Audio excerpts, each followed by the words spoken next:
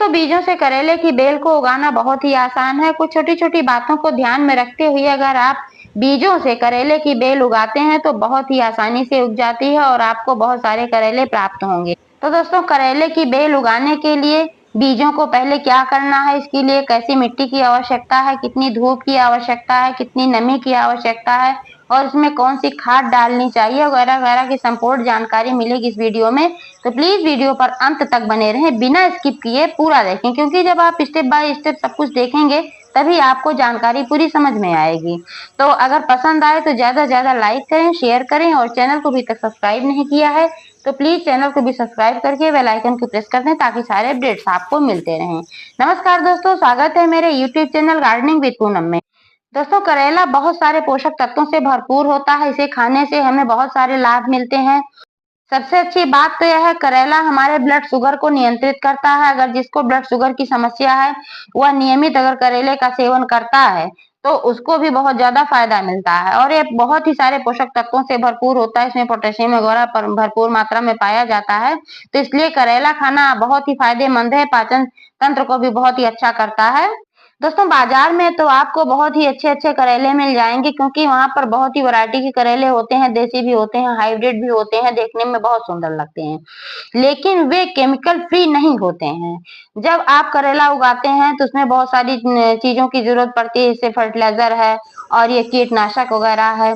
तो वहाँ पर वो उसकी पैदावार बढ़ाने के लिए रासायनिक फर्टिलाइज़र डालते हैं, जिससे वो असर पड़ता है। वो फिर पौधे के माध्यम से फल में भी आता है, यानी कि करेले में आता है। जब हम उसको खाते हैं तो हमारे लिए हानिकारक होता है, कैंसरस होता है।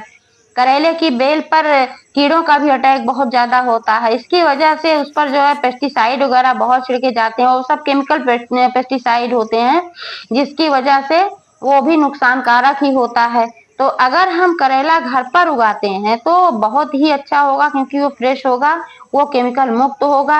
यहाँ तक कि करेला जब पैदावार हो जाती है उसकी, करेला जब मार्केट में आता है बिकने के लिए तो उसको भी ज्यादा ग्रीन दिखाने के लिए उसको भी केमिकल में डुबोते हैं, जब जिससे कि करेला हो, परवल हो, बहुत सारी हरी सब्जियां हैं, तरोई वगैरह, तो इन सबको हरी दिखाने के लिए केमिकल में डुबोते हैं जिससे ज्यादा हरी दिखे। ये भी बहुत ज्यादा हानिकारक होता है। लेकिन अगर आप घर पर ये सब्जियां उगा लेते हैं तो आपको बहुत ही अच्छी सब्जियां मिलने वाली हैं और आपके स्वास्थ्य के लिए बहुत ही अच्छा होने वाला है।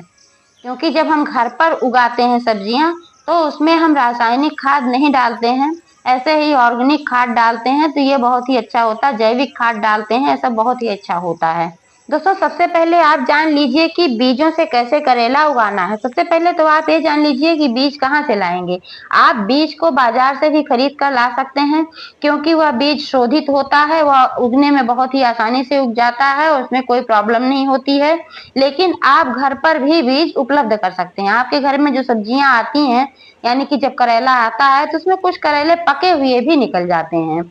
आप देख पा रहे हैं जो यहाँ पर मैंने लगाया हुआ है, ये घर पर मेरे करेला जो आया था उसमें एक करेला बहुत ज्यादा पका हुआ था, उसके बीज पूरे पक चुके थे, तो उसी को मैंने इसमें डाला था और आप देख पा रहे हैं कितना अच्छे तरीके से ग्रो हुआ है, कितना बढ़िया इसमें करेले ढेर सारे निकल गए, क्योंकि मैंने ढेर सारे बीज एक ही जगह पे ऐसे यहाँ पर डाल दिए थे। इसकी वजह से यहाँ पर ढेर सारे इकट्ठे निकले हुए हैं, लेकिन इतना नजदीक नहीं लगाना चाहिए। वो तो मैंने ऐसे ही डाल दिया था। मैं इसमें सब निकालूंगी और इसमें 2-3 पौधे केवल छोड़ूंगी, उसके अलावा और सब मैं निकाल दूंगी, क्योंकि बहुत ज्यादा घना होता है तो फिर इसकी ग्रोथ नहीं हो पाती है और न इसमें फल आते हैं।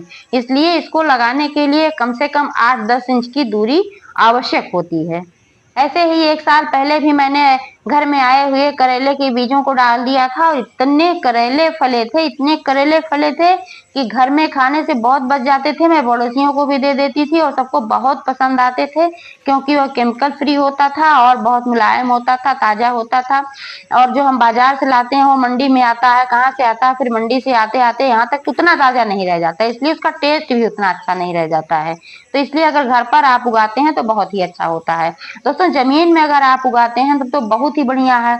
अगर आपके पास आपके घर के अंदर में थोड़ी कच्ची जमीन है तो बहुत ही अच्छा है, इसको बहुत ही आसानी से आप उगा सकते हैं। लेकिन उस जगह पर 6 से 8 घंटे की धूप होना बहुत ही आवश्यक है, क्योंकि धूप के बिना फिर ये नहीं हो पाएगा। आप देख पा रहे हैं मैंने एक क्यारी में यहाँ पर ऐसे जो बीज डाला था, यहाँ पर एक पौधा है मेरा इसका सिंगल चांदनी का, इसी के पास मैंने डाल दिया था और यहाँ पर कितने ज्यादा यहाँ उग गए हैं, क्योंकि यहाँ पर बहुत बढ़िया धूप आती है। घर का मेरे बाहर है यहाँ, तो यहाँ बहुत ही अच्छी धूप आती है। अगर आपके पास जमीन नहीं है तो आप इसको गमले में भी बहुत ही आसानी से उगा सकते हैं, लेकिन गमले में उगाने के लिए आपको थोड़ा बड़ा गमला लेना होगा, जिसमें कम से कम 15 से 20 किलो पॉटिंग मिक्स आ सके, क्योंकि जब इतनी पॉटिंग मिक्स उसमें आएगी तभी ठीक तरीके से जड़ों का विकास हो पाएगा। क्योंकि जब स्पेस अच्छा मिलेगा जड़ों को विकास होने के लिए, तभी आपके पौधे का भी विकास होगा, और जब पौधे का विकास ठीक तरीके से होगा फिर उसमें फल लगेंगे। नहीं तो क्या होगा, बस 1-2 फल उसमें लग जाएंगे और फिर बंद हो जाएंगे। हाँ, तो मैं बात कर रही थी कि करेले के बीजों को पहले क्या करना है। सबसे पहले अगर आप जल्दी उगाना चाहते हैं तो दोस्तों करेले की बीजों को रात भर भिगो कर छोड़ दें। अगली सुबह इसको धूप में सुखा लें, फिर शाम को इसकी बुआई करें। बुआई करते समय इस बात का ध्यान रखें कि 2 बीजों के बीच में कम से कम 8 से 10 इंच का अंतर होना चाहिए। अगर आपके घर के अंदर थोड़ी भी कच्ची जमीन है और जहाँ पर धूप ठीक तरीके से आती हो तो आप वहां इसको आसानी से लगा सकते हैं, लेकिन अगर आपके पास घर के अंदर में जमीन नहीं है तो फिर आप इसको गमले में उगाएं, बहुत ही आसानी से उग जाता है। बस इसके लिए कंटेनर बड़ा लेना चाहिए। आपको ऐसा कंटेनर लेना चाहिए जिसमें कम से कम 15 से 20 किलो पॉटिंग मिक्स आसानी से आ सके। जब इसमें ज्यादा पॉटिंग मिक्स आएगी और कंटेनर बड़ा रहेगा, तब जड़ों के विकास के लिए अच्छा स्पेस मिल जाएगा। जब स्पेस मिलेगा तभी इसमें जड़ें ठीक तरीके से विकसित हो पाएंगी। जड़ें ही मूल होती हैं। जब जड़ें ठीक तरीके से विकसित होगी तो पौधा निश्चित रूप से आपका ठीक तरीके से विकसित होगा, फिर उसमें बहुत सारे फल भी लगेंगे।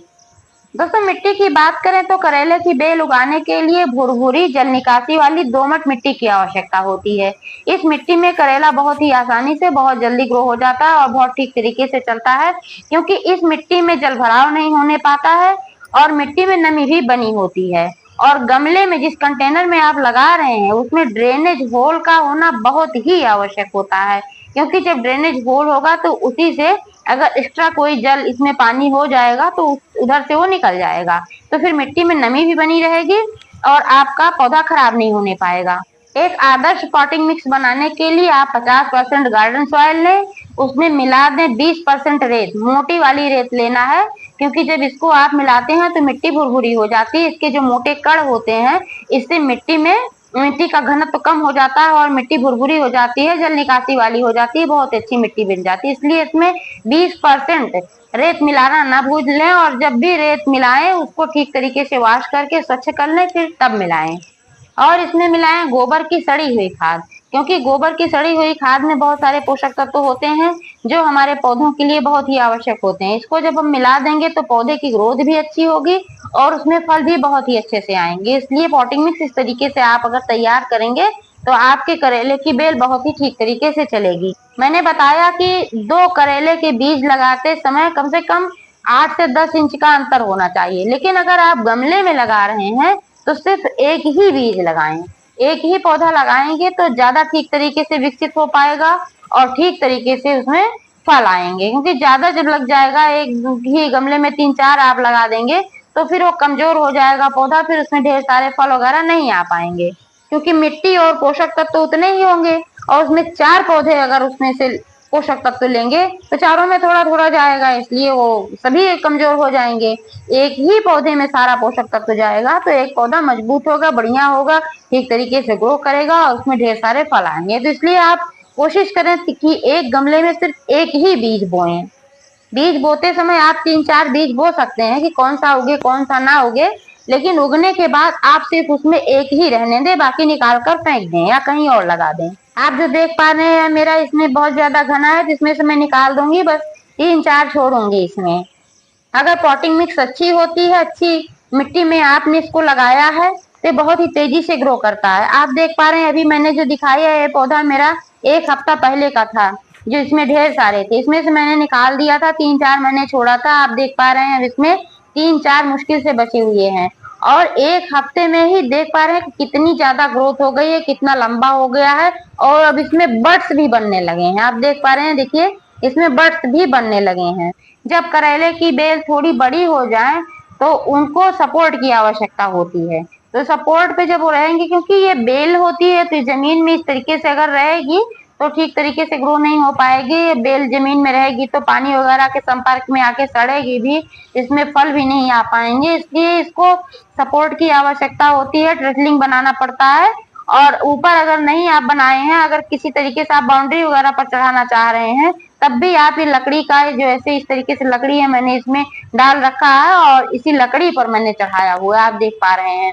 और फिर मैं इसको ऊपर कर दूंगी, या तो फिर अपनी इस पे सिंगल चांदनी का जो पौधा है इस पर मैं चढ़ा दूंगी, नहीं तो मैं बाउंड्री वाल पर इसको चढ़ा दूंगी धागे की सहायता से। कुछ दूर लकड़ी पर जाएगा, उसके बाद कुछ दूर रस्सी की सहायता से बाउंड्री वाल पर चढ़ा दूंगी, तो उस पर भी जाकर ये लटक लटक कर बहुत ठीक तरीके से फलेगा। क्योंकि जब ये ऊपर चढ़ता है तो इसमें फल भी बढ़िया आते हैं और इसकी भी ग्रोथ भी अच्छी होती है। एक चीज का ध्यान रखें कि साइड साइड से जो ब्रांचेस निकलती हैं बहुत ज्यादा, इनकी कटाई छटाई अक्सर करते रहना चाहिए, क्योंकि यह करना बहुत ही आवश्यक होता है। जब इधर से आप कटाई छटाई करेंगे तो इसमें फिर और नई ब्रांचेस निकलेंगी जिसमें कि बहुत सारे फल आएंगे। दोस्तों, करेले की बेल पर मैंने अभी पहले भी बताया है, इसमें कीड़ों का अटैक बहुत होता है। कई तरीके के कीड़े इसमें आते हैं, फिट्स वगैरह आते हैं और बहुत सारे कीड़े आते हैं। तो इनसे बचाव करने के लिए आप नीम ऑयल का छिड़काव करें, क्योंकि यह सुरक्षित होता है। आप केमिकल कीटनाशक अगर लाकर डालते हैं तो ये हमारे पौधों को नुकसान करता है, क्योंकि वो जहरीले हो जाते हैं, फिर उसमें जो फल लगते हैं वो भी जहरीले हो जाते हैं। अभी मैंने खाद के बारे में तो बताया कि आप गोबर की खाद डालें, प्योर ऑर्गेनिक है, ये हानिकारक नहीं है, मिट्टी की उर्वरता को भी बढ़ाकर रखता है, मिट्टी भी इससे अच्छी रहती है, स्वस्थ रहती है, और जिसमें फल वगैरह आते हैं इसका पौधा जो होता है वो भी स्वस्थ रहता है। इसी तरीके से आप ऑर्गेनिक कीटनाशक भी घर पर बनाएं। नीम की पत्तियों को ले लें, उसको पीस लें और फिर थोड़ा सा पानी डालकर मिक्सर में पीस लें धोकर। फिर उसके बाद उसमें जो रस निकलता है, अगर 100 ग्राम रस निकला है, कपड़े से बारीक कपड़े से छानना होता है, मेरा एक वीडियो है आप चाहे तो देख सकते हैं उसमें। तो बारीक कपड़े से इसको छान कर फिर इसका जो 100 ml अगर रस निकला है तो इसमें 1 लीटर और पानी डाल के इसको डाइल्यूट कर ले, फिर स्प्रे बोतल में भरकर आप करेले के बेल पर छिड़कें। अगर आपके बेल पर नहीं भी लगे हैं कीड़े तब भी आप छिड़कें तो आएंगे नहीं, और अगर लगे हैं तो भाग जाएंगे। कोशिश करें कि पहले छिड़कते लगे रहें, हर 10-15 दिन पर छिड़कते रहेंगे तो फिर इस पे कीड़े नहीं आएंगे। क्योंकि नीम की पत्तियों की स्मेल जो होती है कुछ कीड़ों को तो बिल्कुल भी पसंद नहीं होती है, दूर से ही भाग जाते हैं।